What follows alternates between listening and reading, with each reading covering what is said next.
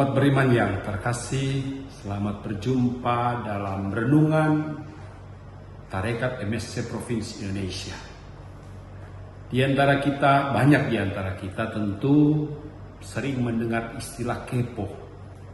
Sebenarnya itu adalah akronim dari Knowing Every Particular Object. Kalimat ini mengindikasikan, mengandaikan tentang orang yang ingin tahu segala sesuatu yang berhubungan dengan orang lain. Bahkan hal-hal yang sebenarnya tidak perlu ada rasa ingin tahu.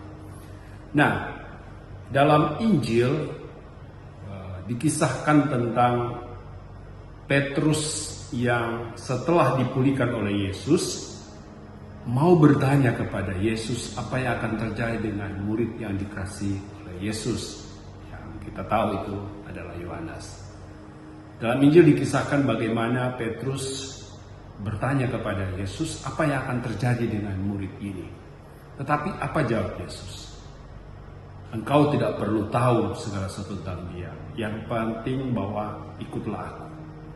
Nah, saudari dan saudara yang terkasih, istilah kepo memang mungkin pada satu sisi benar, perlu sebagai bentuk kepedulian, sebagai bentuk rasa kita ingin care dengan orang lain. Tetapi di sini Yesus menegaskan dalam renungan ini, Yesus mau menegaskan bahwa yang terutama dan terpenting adalah bagaimana kita tahu, peduli, mengenal tentang apa yang menjadi ciri khas hidup kita, terlebih sebagai Kristus.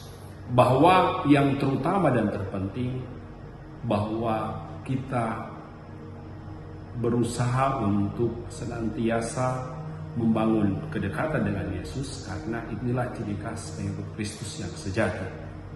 Di samping itu kita sadar juga bahwa tugas kita adalah untuk seraya dengan Kristus kita memberikan kesaksian tentang Injil, tentang kabar sukacita, tentang pengharapan, tentang kemampuan untuk bertahan dalam hidup ini. Yesus mengingatkan Petrus bahwa yang terutama adalah ikutlah aku. Kata ini juga mengingatkan kita sekalian untuk senantiasa sadar dan tahu akan tugas kita sebagai Kristus, bahwa kita dipanggil untuk senantiasa setia dalam hidup ini, sambil terus berjuang untuk dengan setia membangun kehidupan dengan teladan yang sejati, supaya dengan demikian orang selalu merasa dikuatkan lewat pengalaman hidupnya. Semoga kesadaran ini untuk senantiasa membangun pengharapan, membangun sukacita bagi orang lain, mengajak kita untuk senantiasa menyadari tugas putusan kita.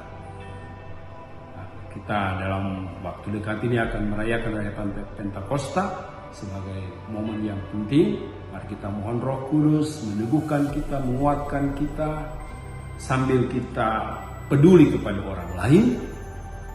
Kita juga sadar dan memahami bahwa kita dipanggil untuk senantiasa membangun relasi dengan Tuhan, sambil tetap membagikan kasih kepada setiap. Semoga Roh Kudus meneguhkan kita dengan karya-karya nyata yang mengajak orang lain untuk senantiasa membangun. Terima kasih.